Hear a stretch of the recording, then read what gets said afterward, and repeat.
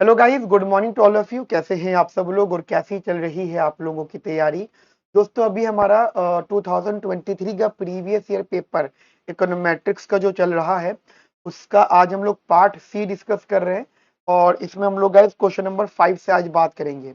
इससे पहले मैंने पार्ट ए और पार्ट बी ऑलरेडी आपके लिए कवर कर दिया है, जिसमें क्वेश्चन नंबर 1, 2, 3, 4 काफी बड़े बड़े क्वेश्चन थे, इसलिए उनको मैंने स्प्लिट करके आपको जो है प्रोवाइड कराया है कंटेंट। तो आज हम पार्ट सी डिस्कस करेंगे, जिसमें क्वेश्चन नंबर 5 है। जरा ध्यान से देखिएगा जितनी बातें मैं आपको अभी यहाँ पे बता रहा हूँ।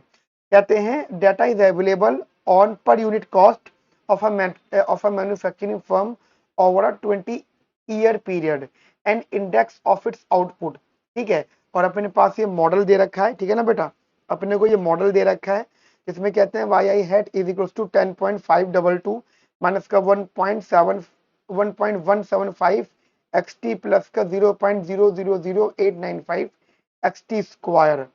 ओके, ठीक है, डन है। देखते हैं क्वेश्चन के लिए। टी वैल्यू दे रखी है हमें 14.3 बीटा 1 के लिए, बीटा 2 के लिए माइनस का 9.7 और बीटा 3 के लिए 7.8। ओके, आपको यहाँ पे आर स्क्वायर भी दे रखा है और टी एस एस भी दे रखा है।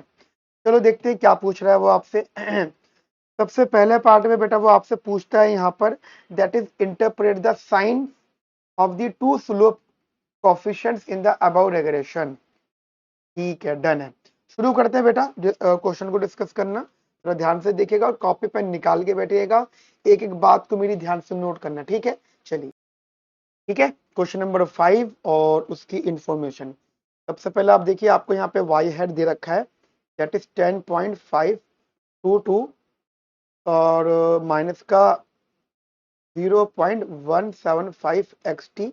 ठीक है, ठीक है, and plus 0.0000895 x T square. T की वैल्यू दे रखी है आपको यहाँ पे बेटा, दैट इज 14.3। यहाँ दे रखी है माइनस का 9.3 और यहाँ दे रखी है 7.8। आर स्क्वायर दे रखा है इन्होंने आपको 0.978 और टी एस एल दे रखा है। इसका भी देखेंगे कि इसका रूल क्या है यहाँ पे, दैट इज 5700। ठीक है, अब उन्होंने बोला है कि स्लोप कोफिशिएंट को इंटरप्रेट करो। जैसे कि मैंने आपको बताया, बहुत आसान है स्लोप कोफिशिएंट को इंटरप्रेट करना। सिंपली आप जैसे बीटा 1, ये बीटा 1 है, ये बीटा 2 है, ये बीटा 3 है।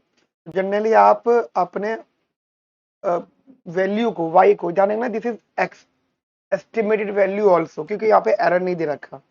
आप इसको पहले एक्स टी की रिस्पेक्ट में डेरिवेटिव करो, तो यहाँ से आपको जो वैल्यू मिलेगी एक्स टी में कर रहे हो आप, that is you will get minus का 0.75 है ना, एंड प्लस का ट्वाइस एंड प्लस का 0.00089 ये कांस्टेंट है, और एक्स स्क्वायर का 2 हो गया आगे और एक्स ए आ गया एक्स टी। ठीक है, ये इसका जनरली वैल्यू है। अब जरा ध्यान से समझना, लिखने का तरीका रहेगा इधर। अब आप बेटा इस चीज को समझिएगा। अब देखो यहाँ पे एक्स टी लिखा हुआ है और हम यही बोल रहे हैं कि एक्स टी की कोई ना कोई वैल्यू होगी। लेट सपोज मैं आपको एग्जांपल दे देता हूँ कि अभी एक्स टी की वैल्यू 0 है। अगर आप क्वेश्चन को, तो क्वेश्चन में ना आपको एक्स या एक्स टी को उन्होंने आउटपुट बोला हुआ है। अब आउटपुट एक टाइम पीरियड में पहले 0 ही तो रहा होगा सबसे पहले, उसके बाद बड़ा होगा। मैं एग्जांपल दे रहा हूँ, मान लो एक्स जो एक्स है वो 0 टू एक्स जो है 1 हो रहा है। कितना हो रहा है वो, 0 टू 1 हो रहा है। अब अगर वो 0 टू 1 हो रहा है तो डेल एक्स कितना हो रहा है, यहाँ पे 1 ही तो हो रहा है। अब आप बोलोगे सर जरूरी है, हाँ, क्योंकि अब मैं बोल रहा हूँ कि वो 1 यूनिट से बढ़ रहा है, क्योंकि जो डिनोमिनेटर वैल्यू होती है मैथमेटिकली वो 1 यूनिट से बढ़ती है, और वो 1 यूनिट से बढ़ने का मतलब वो कुछ भी रही होगी, वो अगली बार एक वैल्यू ऐड हो गई होगी। तो वही चीज मैं बोल रहा हूँ, अगर एक्स 0 था फिर एक्स 1 हो गया तो आपकी डेल एक्स जो है वो 1 हो जाएगा। और अगर मैं कहता हूँ कि अगर हमारा x, if x is increase by 1 unit, अगर ये 1 यूनिट से इंक्रीज कर रहा है या एक्स 0 टू एक्स 1 हो रहा है, देन आप कह सकते हो then our mean predicted value, mean predicted value, mean predicted value, mean predicted value is, अब बताओ अगर आपका ये 1 भी हो गया तो टेक्निकली ये वैल्यू क्या हो गई, मान लीजिए एक्स, एक्स को आपने पहले बोला था 0 और वो 0 से 1 हो गया तो ये वैल्यू क्या हो गई आपकी, ये होगी माइनस का 0.175 प्लस का 0.00089, मतलब बहुत ज्यादा डेसिमल नहीं है तो ये अप्रोक्स वैल्यू नहीं होगी, बताओ मुझे, को गलत तो नहीं कह रहा मैं, ये 0.0003 जीरो के बाद, तो इतनी हम तो 2 डेसिमल के बाद तो मानते ही नहीं है वैल्यू को, डेसिमल के बाद 2 जीरो के बाद के तो वैल्यू मानते ही नहीं है, समझ में आई मेरी बात। तो आप ये बोलोगे कि इसकी जो मीन प्रिडिक्टेड वैल्यू है is decrease by 0.175 approximate value, बताओ कोई दिक्कत, इजी। चलो अब एक तो बात होती है, हो गई थी अपने पास ये। अब अगर मैं अगला कंसेप्ट डिस्कस करूं आपसे बेटा, अब मान लो कि मैं इसको डिफरेंशिएट करता हूं अब with respect to del X square, मतलब उसको एक वेरिएबल मान के चलो, ठीक है, तो उस हिसाब से वैल्यू क्या आ जाएगी आपकी, ओके ये डेल एक्स तो 0 हो जाएगा, ये हो जाएगा 0.00 एक्स स्क्वायर, ठीक है, मतलब एक्स स्क्वायर की वैल्यू थी, अब वो एक्स स्क्वायर की जगह आ जाएगा आपका 2x, इतना आ जाएगा बेटा यहाँ पे 2x, तो आप इसको अगर सॉल्व कर लोगे then you will get 0.00179।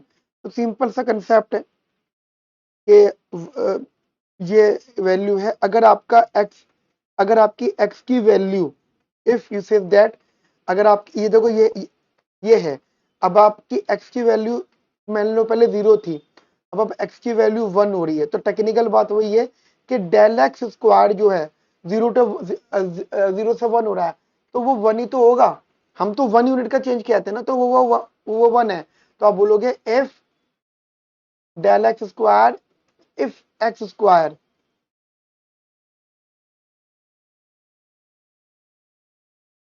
is increased by 1 unit, then the y hat, or you can say that mean predicted value, mean mean value, देखो प्लस साइन है तो इज इंक्रीज आएगा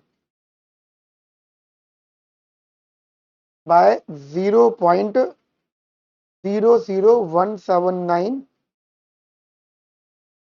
यूनिट।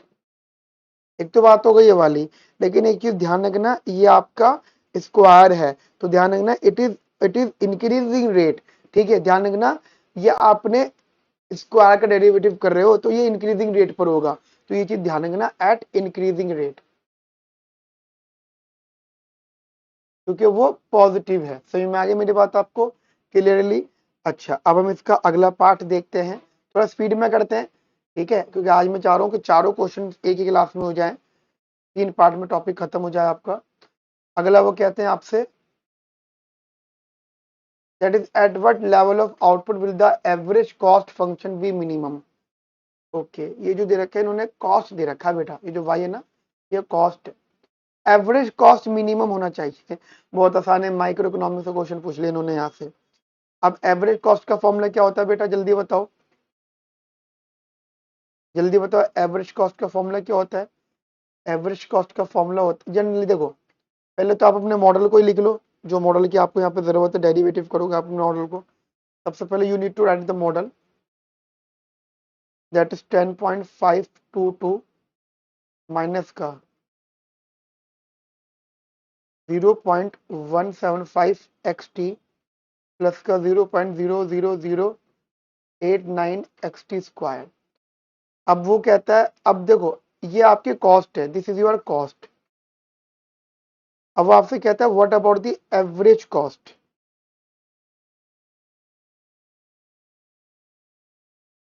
तो this is cost by output, अब cost क्या है यहाँ पे y और आउटपुट क्या है यहाँ पे x, क्लियर है मेरी बात आपको, कॉस्ट है यहाँ पे y और आउटपुट आपका यहाँ पे x, तो इसके इस हिसाब से क्या आ गया, आ गया 10.522 अपॉन में एक्स माइनस का 0.175 एक्स अपॉन में एक्स प्लस का 0.00089 एक्स स्क्वायर। अच्छा, ये अब आपको दिख रहा होगा, है ना, अपॉन में एक्स। ठीक है, थोड़ा बहुत इसको सॉल्व करें। ये हो गया एवरेज कॉस्ट, ये हो गया आपका 10.522 अपॉन में एक्स, ये हो गया माइनस का 0.175, हो गया प्लस का 0.00089 एक्स। ठीक है जी, इतनी बात समझ में आई मेरी। अब वो कहते हैं at what value it gets minimum, तो आप अपनी एवरेज कॉस्ट को डिफरेंशिएट कर दो विद रिस्पेक्ट टू एक्स। ठीक है, तो यहाँ से आएगा माइनस का 10.522 अपॉन में एक्स स्क्वायर, ये हो गया 0, ये हो गया 0.00089 and for optimization put it equal to 0, then it means what 10.522 upon में X square is equal to 0.00089। ठीक है, और उस हिसाब से X square is equals to 10.522 upon में 0.00089 and the approximate value is 11,756.42। ये एक्स स्क्वायर की वैल्यू है। आपसे को बोलो व्हाट इज द एक्स, तो इसकी जो वैल्यू आएगी it is somehow 108 point something आएगी। ठीक है, जिसको आप अप्रोक्सीमेटली 108 कह सकते हो। और आप ये बोलोगे कि हाँ ये मिनिमम होना चाहिए, तो इसके मिनिमम के लिए आप एक काम कर सकते हो, फॉर मिनिमम आप एक काम कर सकते हो, यहाँ पे आप इसको एक आप ये पार्शियल नहीं लगेगा, टोटल लगेगा यहाँ पे।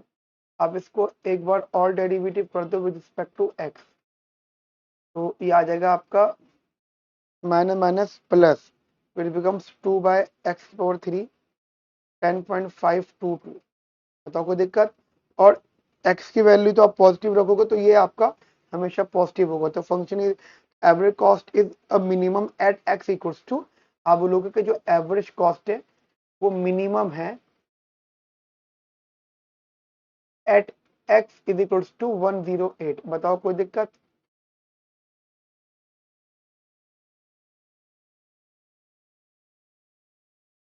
डन है, ये वाला पार्ट भी अपना हो गया सॉल्व। अब अगला पार्ट देखते हैं यहाँ पर। Third part, compute adjusted R square, is adjusted R square always less than R square, justify your answer. Adjusted R square का तो फॉर्मूला आपको पता ही होगा क्या होता है। मैंने इससे एक क्वेश्चन इससे पहले भी आया था पार्ट ए में, तो मैंने आपको बताया है। तो ये तो बेटा आसान क्वेश्चन है, डायरेक्टली सॉल्व हो जाएगा, मतलब एडजस्टेड आर स्क्वायर। ठीक है, चलो जल्दी से सॉल्व करते हैं इसको। Third part, adjusted R square. ठीक है, तो फॉर्मूला आपके सामने आएगा, ये R bar square is equals to 1 minus का 1 minus R square and into N minus का 1 अपॉन में एन माइनस का के। ठीक है, वो वैल्यू आपने रख दी यहाँ पर। क्या आएगी बेटा वैल्यू इधर, दैट इज अच्छा आर स्क्वायर की वैल्यू क्या दे रखी है 0 पॉइंट। ठीक है, वो वैल्यू देख लेते हैं एक बार, 0.978, दैट इज 1 माइनस का bracket 1 minus 0.978 into N minus का 1, और एन था यहाँ पे 20। ठीक है, तो 20 माइनस का 1 अपॉन में 20 माइनस का 3।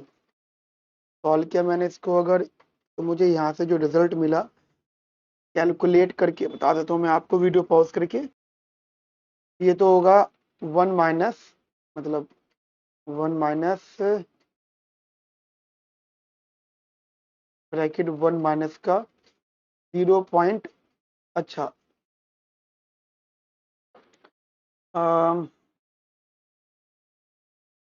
ये होगा आपका 1 माइनस 0.022। ठीक है, ये हो गया 19 अपॉन में 17। ठीक है, और फिर इसको आप सॉल्व कर लो। चलो मैं आपका डायरेक्ट आंसर लिख देता हूँ, दैट इज 0.975, बड़ा क्लोज आया। अब देखो एडजस्टेड आर स्क्वायर की वैल्यू है 0.975, नॉर्मल आर स्क्वायर की वैल्यू है 0.978। तो नॉर्मल आर स्क्वायर ज्यादा है ना यहाँ से, ठीक है। तो वही चीज उन्होंने पूछी थी कि क्या चीज ज्यादा होगा, तो आपने वो भी यहाँ पे बता दिया। क्लियर है मेरी बात आपको बेटा यहाँ पे। अब इसका फोर्थ पार्ट करते हैं अपन लोग इधर। अब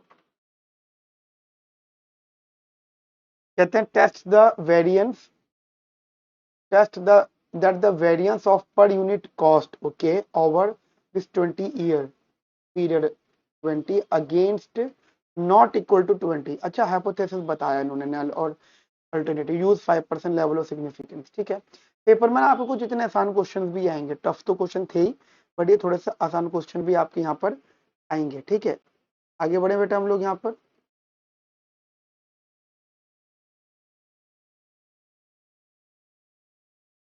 दैट इज अगला पार्ट है अपना फोर्थ पार्ट। जैसे उन्होंने सिंपली टेस्टिंग की बात करी, तो आप यहाँ पे रख सकते हो। आप सबसे पहले यहाँ पे टेस्ट स्टैटिस्ट करोगे, तो नल हाइपोथेसिस आप रखोगे यहाँ पे sigma square of Y that is equals to 0, 20। Alternative रखोगे इसके अगेंस्ट में नॉट इक्वल्स टू 20, ठीक है। और देखो अब यहाँ पे उन्होंने आपसे क्या बोला, इधर क्या बोला, इधर आपसे उन्होंने वेरिएंस सिग्मा स्क्वायर वाई, मतलब इसके वेरिएंस की टेस्टिंग की बात करी। Then you have to use the chi square test, ठीक है। काई स्क्वायर यूज करना है आपको। तो काई स्क्वायर टेस्ट कर आप रख रहे हो, तो इसका क्या फॉर्मूला होता है, n-1 into S square of Y upon में सिग्मा स्क्वायर वाई, ठीक है। अब जरा यहाँ पे ध्यान से देखना, मैं आपको यहाँ पे फॉर्मूला भी समझा देता हूँ। n-1 ये रहा, और यहाँ पर आपका समेशन ऑफ वाई माइनस का वाई बार का स्क्वायर अपॉन में, और सिग्मा सिग्मा वाई स्क्वायर को आप लिखोगे n-1 into sigma square Y, ठीक है, जनरली। और आप देखोगे तो ये वैल्यू इससे कैंसिल आउट, ठीक है जी, ये वैल्यू इससे cancel out. And after that sigma, अब ये क्या दे रखा है, ऊपर वाली वैल्यू। अब देखो ये ऊपर वाली वैल्यू आपको यहाँ पे क्या दे रखी है, ऊपर वाली वैल्यू आपको यहाँ पे दे रखी है इन्होंने जनरली TSS। वही चीज हम सोच रहे थे कि ये क्यों दे रखा है, ये TSS दे रखा है। और ये सिग्मा वाई स्क्वायर क्या दे रखा है, ये आपको सिग्मा वाई स्क्वायर क्या दे रखा है, सिग्मा वाई स्क्वायर आपको यही तो इन्होंने इसी के इक्वल आप करवाना है वो। अब इसी के इक्वल करवा रहे तो इसी के इक्वल आप यहाँ पे वैल्यू रख दो। दैट इज आपने यहाँ पे इसकी वैल्यू रख दोगे सिग्मा सिग्मा ये सिग्मा स्क्वायर वाई। तो ये वैल्यू हमें दे रखे थे 5700, ये अपॉन में 20, और थोड़ा बहुत आपने इसको सिंप्लीफाई करा and you will get the value 285, ठीक है। आपने यहाँ पे एक वैल्यू निकाल ली, दैट इज 285। अब आपको यहाँ पे टेस्टिंग करनी है, तो आपको यहाँ पे पता है क्रिटिकल वैल्यू। तो यहाँ पे दो आपके यहाँ पे दो वैल्यूज आएंगी, क्योंकि ये टू टेल्ड है। तो यहाँ पे टेल 1 आएगा, that is chi square with 5% है ना ये, तो ये 1 - अल्फा/2, अल्फा 5% था। And comma degree of freedom ये n-1, मतलब ये है इसका टर्म, ठीक है। और L2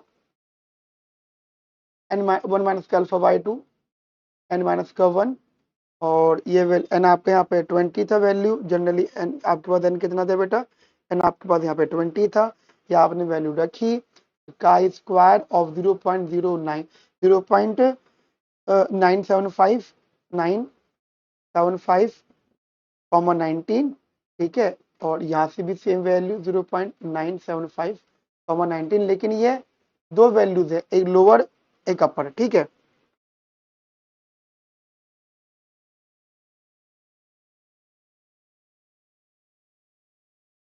ठीक है, और ये वैल्यू आपको मिलती है, लोअर वाली वैल्यू 8.906, और अपर वाली वैल्यू मिलती है आपको 32.852। क्लियर। अब यहाँ पे आप टेस्टिंग कर दो, ठीक है जी, अब यहाँ पे टेस्टिंग कर दो।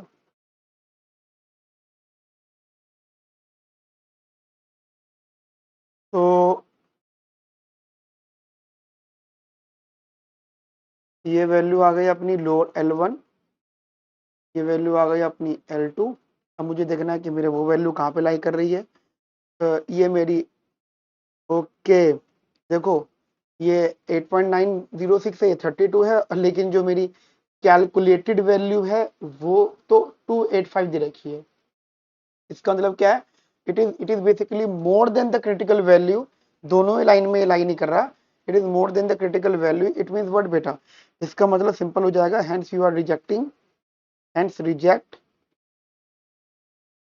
नल हाइपोथेसिस। क्लियर है ये मेरी बात आपको? ठीक है, अब इसका अगला पार्ट करते हैं अपन लोग। यहाँ पे कहते हैं would your answer remain the same if a 95% confidence interval is constructed to test the same hypothesis? Construct the interval and justify your answer। ठीक है, हमें यहाँ पे कॉन्फिडेंस इंटरवल रखना है। ठीक है, चलो हम उसको भी रख के देख लेते हैं, जल्दी से फटाफट करते हैं, जल्दी से आगे बात समझेगा मेरी बात ध्यान से बेटा। का फिफ्थ पार्ट देखो, उन्होंने बोला है, पहले तो उनके क्वेश्चन को एक बार और समझो। उन्होंने एक तो यस और नो आंसर में पूछा, उन्होंने बोला would your answer remain the same?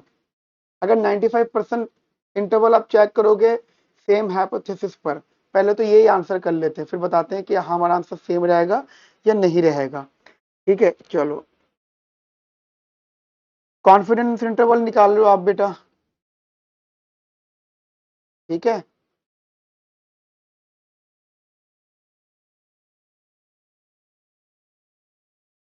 तो ध्यान से देखना, कॉन्फिडेंस इंटरवल निकाल रहे हो।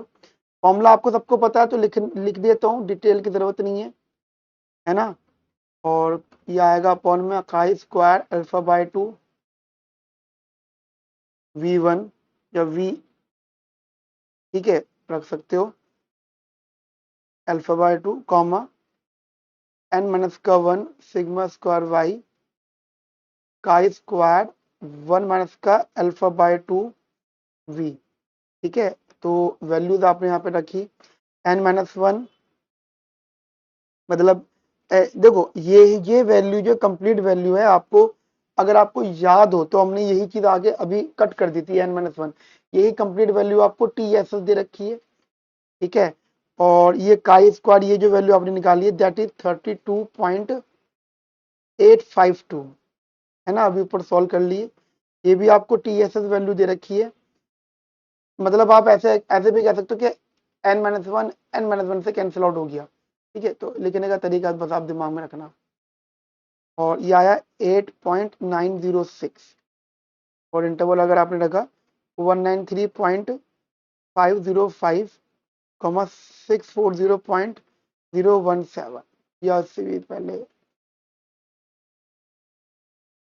ये मैं एक्चुअली ना मैंने शॉर्टकट मारा है क्योंकि ये मैंने सॉल्व कर लिया अभी अपने पास में, लेकिन इसमें ना आपको पहले वैल्यू रखनी है 5700 32.852 5700 अपॉन में 8.906 एंड आफ्टर दैट अगर आप यहाँ पे वैल्यू भी रख देते हो, if you put the value, ठीक है, तो यहाँ से आपको वैल्यू डिवाइड करने के बाद आपके पास रिजल्ट मिलेगा 193.505 कॉमा 640.17। ठीक है, अब देखो ये तो बात कंफर्म है कि जो आपका सिग्मा स्क्वायर वाई होगा दैट विल बेसिकली, ये जो सिग्मा स्क्वायर वाई है, ठीक है, जो कि 20 की शुरुआत हुई 20 की, तो ये जो वैल्यू है ये वैल्यू आपकी लाई कर रही है इस वैल्यू में से, है ना, मतलब ये वैल्यू आपके इसी इंटरवल में डेफिनेटली आपके बेटा लाई यहाँ पे करेगी। ठीक है, that value definitely lies in the interval. तो आप कह सकते हो हेंस एच नॉट रिजेक्टेड। अच्छा, एक चीज समझो, मैं आपको बताना जो चाहता हूँ, देखो सुनो, देखो आपका ये इंटरवल था, ठीक है, तो यहाँ से आपने वैल्यूज निकाल ली, है ना, तो तुम देखो जो आपका सिग्मा स्क्वायर की 20 की वैल्यू है, क्या वो इसके बीच में लाई कर रही है? नहीं कर रही, it is not lying in the interval. इस इंटरवल में वैल्यूज लाई नहीं कर रही, जब ये नहीं लाई कर रही है तो आपका जो नल हाइपोथेसिस है दैट इज रिजेक्टेड, वो रिजेक्ट हो जाएगा। क्लियर है मेरी बात आपको यहाँ पे? क्लियर है? बस ये चीज आप अपने दिमाग में रखना, ये बहुत इंपॉर्टेंट क्वेश्चन था बेटा। अब हम अगला क्वेश्चन देखते हैं यहाँ पर। अगला क्वेश्चन है क्वेश्चन नंबर 6। चलिए जल्दी से फटाफट क्वेश्चन नंबर 6 देखना है यहाँ पे मेरे साथ में आप लोग, फटाफट से।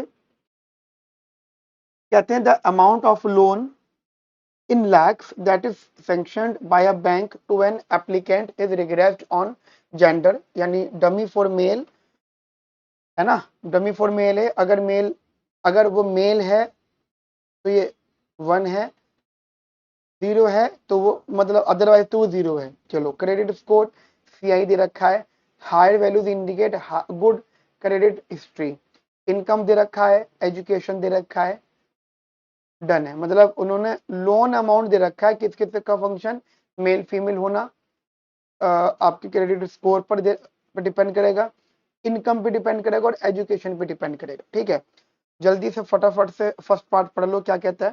कहता है what are the likely consequences on the results of the Gauss-Markov theorem if it is found that income and education have a high correlation coefficient of 0.88। देखो इंटरेस्टिंग है, मतलब डमी भी है और आगे इन्होंने और भी चीजें डिस्कस करी हैं। क्या कहते हैं, what are the likely consequences on the results of the Gauss-Markov theorem if it is found that income and education have high correlation coefficient of 0.88। बड़ी इंटरेस्टिंग बात है, कोरिलेशन की बात कर रहा है, वो कह रहा है 0.88 होना चाहिए। ठीक है, अगर फाउंड हो जाता है इतनी है, ठीक है, और what are the likely consequences, सुन नजरा ध्यान से। एक बात बताओ, अगर इनमें कोरिलेशन है तो आप इसको क्या बोलोगे, दे रहे थे मल्टी कोलिनियरिटी। क्या बोलोगे बेटा, मल्टी कोलिनियरिटी है ना बोलोगे। और उन्होंने बोला है कि क्या इसके पॉसिबल या क्या इसके कॉन्सिक्वेंसेस होंगे। अब एक बार बताओ, अभी पार्ट बी में मैंने क्वेश्चन करवाया था जिसमें मल्टी कोलिनिटी वाली प्रॉब्लम के कॉन्सिक्वेंसेस थे, वो मैं आपको भी दिखा भी देता हूँ। ठीक है, तो ये यहाँ पे लिखने हैं। क्लियर? तो आगे बात करें बेटा, मैं ये वाला पार्ट आपको बता भी देता हूँ, सॉल्व करके बता देता हूँ पूरा पार्ट। पहले तो हम हाई कोरिलेशन की बात कर लेते हैं, क्वेश्चन नंबर 5 की बात कर लेते हैं, 6 की सॉरी, फर्स्ट पार्ट। और फर्स्ट पार्ट से पहले हम लोग यहाँ पे मॉडल लिख लेते हैं। अपने पास जो मॉडल दे रखा है दैट इज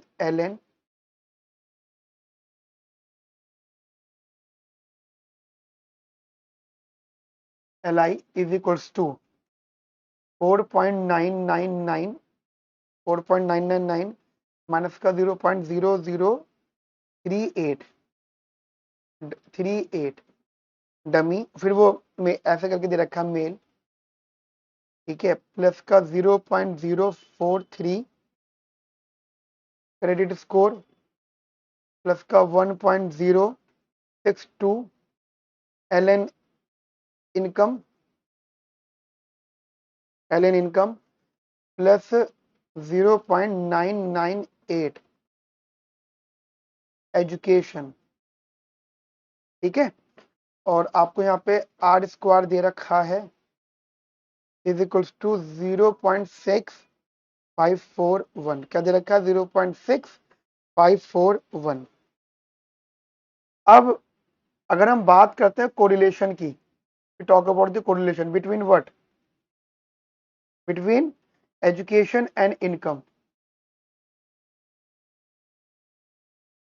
वो दे रखा है 0.88।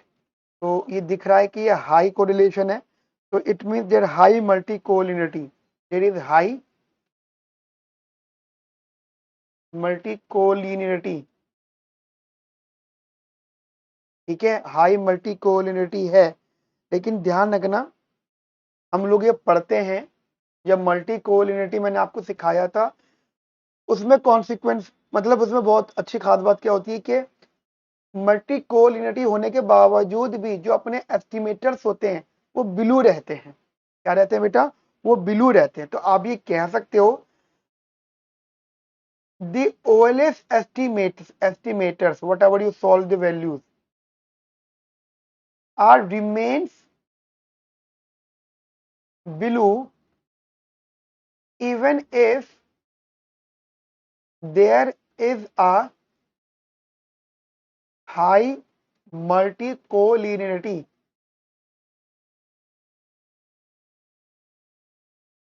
ठीक है, हाई मल्टीकोलिनिटी है, ठीक है, यहां पर हो तब भी यहाँ पे बेटा क्या रहेंगे, बिलू रहेंगे। और अगर ये बिलू रहेंगे तो उन्होंने बोल पूछा है क्या गॉस मार्को थ्योरम क्या एग्जिस्ट करेगी, हाँ करेगी, तो आप कह सकते हो hence Gauss Marco theorem still hold, ठीक है, Gauss Marco theorem still holds. Clear है मेरी बात आपको बढ़िया तरीके से? प्लीज इस बात को अपने दिमाग में रखना कि जो बातें मैंने आपको अभी यहाँ पे दिखाई हैं। आगे बात करते हैं हम लोग सेकंड पार्ट में बेटा। सेकंड पार्ट है अपने पास, that is interpret the coefficient of dummy. चलो डमी का कोफिशिएंट इंटरप्रेट करना है, ध्यान से देखना। ये रहा 0.0038 डमी दे रखा है, ठीक है। अब जरा बाकी चीज को तो कांस्टेंट रखना। अब यहाँ पे निकाल लो सेकंड पार्ट में expected value of Y where dummy is equal to 0। अब 0 का मतलब क्या हो जाएगा, पहले तो 0 रख लो इसे, ठीक है, जनरली मैं आपको बता रहा हूं, where other things remain same, तो वो ये वैल्यू आ गई 4.999, ये 0 हो गया, प्लस का 0.043 क्रेडिट स्कोर, प्लस का 1.062 एल एन इनकम, प्लस का 0.0 प्लस का 0.998 एजुकेशन, ठीक है बेटा। अब आप निकालो, ये है this is the loan amount of male, ठीक है, this is the expected value of loan amount of female, ठीक है, this is the expected value of loan amount of female, ठीक है। अब आप एक्सपेक्टेड वैल्यू फिर निकालो, Y I D is equal to 1, same रहेगा सब कुछ, प्लस का 0 पॉइंट, अब देखो यहाँ पे डमी आ जाएगा, दैट इज डमी, कितना है वो 0.0038, 0.0038 डमी, ठीक है, डमी मतलब, अच्छा डमी की वैल्यू क्या आती है 1, तो ये 1 रख दो आगे आप यहाँ पे, प्लस का 0.043 क्रेडिट स्कोर, प्लस का 1 पॉइंट यहाँ पे 1 आएगा 1.062 L N income and plus 0.998 education, ठीक है। अब आप इन दोनों का डिफरेंस निकाल लो, माइनस का दिस वैल्यू, तो रिजल्ट क्या बचेगा, ओनली रिजल्ट बचेगा आपको ओनली सिर्फ 0.0038, ठीक है। अच्छा ये नेगेटिव में पॉजिटिव में, ये बड़ा माइनस में दे रखा है, मैंने यहाँ पे प्लस लिख दिया, ये माइनस में, ये माइनस में, ठीक है। तो ये वैल्यू किस में है बेटा, ये आपकी वैल्यू आई है बेटा माइनस में, ठीक है, ये वैल्यू किस में है बच्चा, ये वैल्यू आई है आपके माइनस में, ठीक है। आप ये बोलोगे this is word, this is the difference, अब इसको क्या बोलोगे, दिस, ये पूरी वैल्यू को, ये जो पूरी वैल्यू आपने लिखी ये, इसे आप एक नाम दोगे, that is a difference, that is a difference of difference between the Allen loan amount, loan amount of male applicant, and other gender, female कह सकते हो और दूसरे भी कह सकते हो आप, ठीक है, जेंडर, ठीक है, इज माइनस का 0.0038 when other things remain same, when credit score is 0 ठीक है, या इतना भी रहने दे सकते हो आप, ठीक है, मतलब अदर थिंग्स रिमेन सेम, बाकी तो मैटर नहीं करती चीजें यहाँ पे, राइट। आपका ये वाला पार्ट भी हो गया। अब वो कहते हैं test for overall goodness of fit of this regression, यानी आपको गुडनेस ऑफ फिट में आर स्क्वायर को टेस्टिंग करना है, जहाँ पे आपको एफ टेस्ट रखना है, राइट। तो आसान है ये भी, क्योंकि अब तो ये पेपर का लास्ट है तो इजी है, ठीक है, ये इजी है, हमने इसके पहले के पार्ट में सारी बातें करी हुई है, ठीक है। अब इसका आप थर्ड पार्ट कर रहे हो, उन्होंने जनरली बोला है टेस्ट ओवरऑल, तो आप सब कुछ टेस्ट कर लो, इसके लिए you have to use the F test, और नल हाइपोथेसिस आप रखोगे यहाँ पे आर स्क्वायर को, दैट इज 0, और अल्टरनेटिव आप रखोगे यहाँ पे R square that is no doubt positive, ठीक है। यहाँ पे आप टेस्ट करो, test static that is F test use करोगे, आर स्क्वायर के माइनस का 1 अपॉन में 1 माइनस का आर स्क्वायर एन माइनस का के, आर स्क्वायर की वैल्यू आपको दे रखी है 0.6541, के यहाँ पे 5 है, एन यहाँ पे 45 है, ठीक है। बस वैल्यू पुट कर दो आप यहाँ पे, दैट इज क्या वैल्यू आई आपकी 0.6541 अपॉन में 1 माइनस 0.6541, और ये आपका 5 माइनस का 1, ये है आपका 45 माइनस का 5। तो अब अगर मैं इसको जल्दी से सॉल्व कर दूं, ये मैंने सॉल्व कर रखी है वैल्यू, ठीक है ना बेटा, ठीक है ना। तो उस हिसाब से अगर आप देखोगे तो आपको क्या आंसर मिला बेटा, यहाँ पे you will get the value, you will get the value that is मैं डायरेक्ट आंसर लिख रहा हूँ, दैट इज 18.91। इसको आप कैलकुलेट कर सकते हो, ये 4 हो जाएगा, ठीक है। आप इसको मतलब सॉल्व कर सकते हो, मैंने कैलकुलेट करके ही लिख रहा हूँ, राइट। तो अपने पास ये वैल्यू आ गई। अब ये तो अब हम ना इसको टेस्ट करते हैं। अब अपने पास अपने को वैल्यू निकालनी है एफ, हम यहाँ पे 110 निकालना है, तो अल्फा V1 V2, अल्फा यहाँ पे है 0.055% है, V1 है k माइनस का 1, V2 है n माइनस का k, और उस हिसाब से आपको जो वैल्यू मिली f 0.05, और ये वैल्यू मिली आपको 5 माइनस का 1 दैट इज 4, और 45 माइनस का k दैट इज 40, यहाँ से आपको वैल्यू मिली 2.61 टेबल से, ठीक है। और आफ्टर दैट आपने यहाँ पे क्रिटिकल वैल्यू लगाई यहाँ पे, ठीक है। तो ये वैल्यू आपने यहाँ पे लगाई 2.61, और f की कैलकुलेटेड वैल्यू कितनी है, दैट इज 1891, 18.91, जो कि ज्यादा है, तो आप ये कह सकते हो which is very more than, तो आप कह सकते हो we have to reject, we basically reject the null hypothesis, clear. हम यहाँ पे नल हाइपोथेसिस को रिजेक्ट करेंगे, इसका मतलब on this sample evidence model is significant, ठीक है। जो भी था उन्होंने टेस्ट बोलने के लिए कहा था वो हमने कर दिया। आगे बात करें बेटा, अब फोर्थ पार्ट काफी ठीक ठाक है भाई, ठीक है जी, काफी ठीक ठाक चीजें हैं इसके अंदर, चलो देखते हैं। कहते हैं the value of the test statistics of the white journal test WG test was found to be 9.69, okay, that is found to be 9.69, and what is what is the distribution of this test statistic, ठीक है। फिर आपको distribution पूछ रहा है, what are the null and alternative hypothesis of this test, what can you conclude about the presence of heteroscedasticity based on the above information, given squares and cross products of explanatory variables were included in the auxiliary regression, okay। देखो पहली बात तो उन्होंने ये बोली है कि आप जो सबसे पहली चीज है कि आप कौन सा डिस्ट्रीब्यूशन सॉल्व कर रहे हो, अगर आपने वाइड जनरल टेस्ट लगाया तो ये तो आपको पता होनी चाहिए।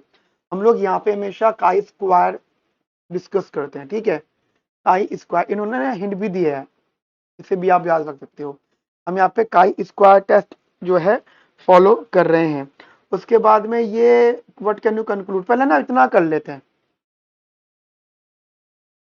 पहले इतना करते हैं, फिर एक्सोलरी भी आ जाएगा। व्हाट कैन यू कंक्लूड, ये तो आप समझ गए ना कि यहाँ पे काई स्क्वायर टेस्ट होगा। इतना पार्ट का आंसर है काई स्क्वायर टेस्ट, एक बात हो गई। फिर वो कहते हैं what are the null alternative hypothesis. तो सिंपल सी बात है, जब वो हेट्रोस्टास्टिसिटी की बात कर रहा है तो मैं यही मानूंगा नल हाइपोथेसिस। हेट्रो का मतलब क्या होता है, हेट्रो का मतलब क्या होता है, डिफरेंट वेरिएंसेस। होमो का मतलब क्या होता है, सेम वेरिएंसेस। तो मैं तो यहाँ पे नल और अल्टरनेटिव में डिफरेंट वेरिएंस और सेम वेरिएंस लगाऊंगा। ये भी बात से वो भी ये बात क्लियर हो गई। फिर कहते हैं what can you conclude about the presence of hetero based on the given. आप क्या कंक्लूड करोगे जब आपका ऑक्सिलरी रिग्रेशन इंक्लूड होगा। ये चीज मैं सॉल्व करता हूँ आपके लिए। जो मैंने ओरल बताई है मैं उनको भी लिख देता हूँ, ठीक है। एक तो जो मैंने ओरल बताई है मैं उन्हें भी लिख रहा हूँ बेटा, और बाकी चीजों की भी हम यहाँ पे बात कर रहे हैं, ठीक है। चलो, ये अपना फोर्थ पार्ट है, ठीक है जी, फोर्थ पार्ट है अपना ये, ठीक है। सबसे पहले जो वो कह रहे हैं कि देखो, अगर आपने वाइट जर्नल टेस्ट किया, वाइट जर्नल टेस्ट, उसकी वैल्यू 9.69 आ चुकी है। तो सबसे पहले what the distribution you use, तो we follow the chi square distribution,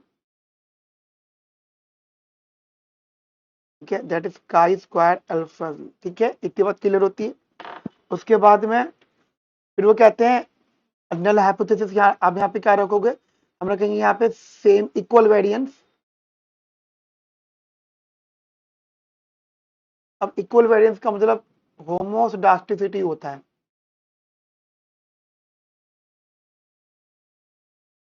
ठीक है। एक होगा आपका alternative, that is unequal variance, इसको आप हेट्रोडास्टिसिटी बोलोगे, ठीक है। टी टेस्ट की अगर मैं बात करता हूं तो जनरली हम यहाँ पे काई स्क्वायर लगा चुके हैं, देन उसकी वैल्यू 9.69 ऑलरेडी आ चुकी है। अगर आप इसका फॉर्मूला भी रखते हो तो so that is N R square, ठीक है। अब यहाँ पे हम बात करेंगे, यहाँ इतनी बात होगी क्लियर। अब हम यहाँ पे बात करेंगे ऑक्सिलरी इक्वेशन की। वो क्या होगी बेटा, अब देखो ये ना आपको स्टैंडर्ड फॉर्म याद रखनी है, जैसे कि मैंने आपको यहाँ पे सिखाया है स्टैंडर्ड फॉर्म, ठीक है।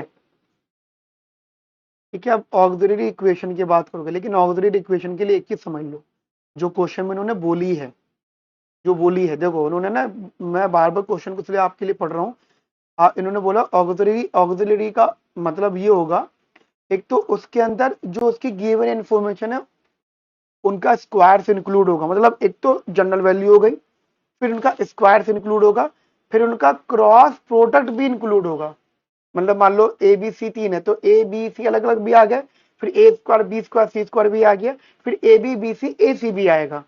तो मैं, मेरी बात आपको नहीं आई, क्या करना है, मतलब जैसे हमारे पास वेरिएबल है यहाँ पे male, credit score, income, education, तो सिंपल भी आएगा लीनियर में, स्क्वायर में भी आएगा और क्रॉस प्रोडक्ट में भी आएगा। मैं आपको देखो लिख के बताता हूँ, आप जरा समझना, मैं आपको भी यहाँ पे लिख के बताता हूँ कि मैं क्या क्या रहा हूँ। देखो ऑक्सिलरी इक्वेशन में मान लीजिए आपने ई आई स्क्वायर रखा, तो यहाँ पे आपने रखा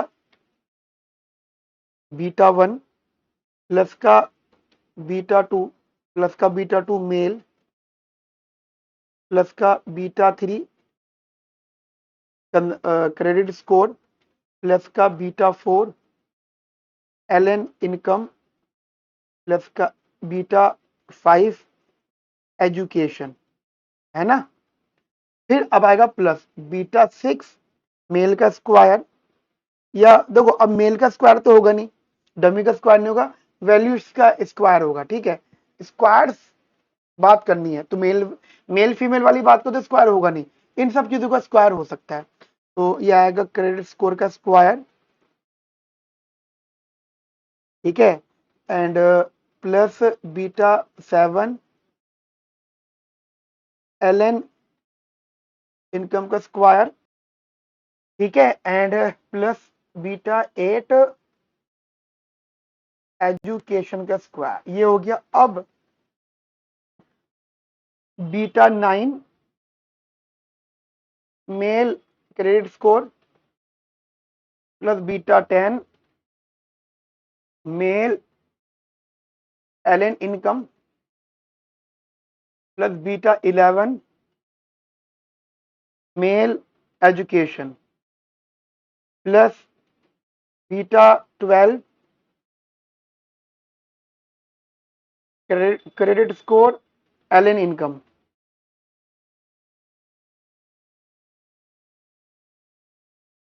ठीक है, plus beta 13 credit score education and plus beta 14 education ln income and plus VI, मतलब एरर टर्म। समझ में आई मेरी बात? ये अपन लोगों ने पूरा का पूरा जो है ऑक्सिलरी इक्वेशन बोला, जैसे उन्होंने कहा था। ऑक्सिलरी मतलब जैसे वो बोल रहे हैं, सिंपल आ गए, स्क्वायर्स आ गए और क्रॉस प्रोडक्ट आ गए। ठीक है, चलो अब उन्होंने क्या बोला क्वेश्चन में? अब उन्होंने बोला व्हाट कैन यू कंक्लूड। ठीक है, अब हमने इसको, तो ये जो वैल्यूज हैं, अब कितने वैल्यूज आ गए बेटा? अब देखो, अब वो कहते हैं what can you conclude about the presence of heteroscedasticity. Heteroscedasticity की प्रेजेंस में आप क्या बताओगे? अब देखो, अब इसमें हम लोगों ने ये रखा हुआ है, और यहाँ पे जो हमारी वैल्यू आई है वो ये वैल्यू है, ये 9.69। ठीक है, अब एक बार बताओ, इन्होंने बोला है कि अगर आप ऑक्सिलरी रखते हो फिर क्या बदलाव आएगा। तो अब आप यहाँ पे एक काम करो, आप इसकी क्रिटिकल वैल्यू निकालो। क्रिटिकल वैल्यू काई स्क्वायर की कैसे निकलेगी बेटा? Chi square with alpha and N minus कितने पैरामीटर सही है? एन कितना था हमारे पास क्वेश्चन में? 45 था।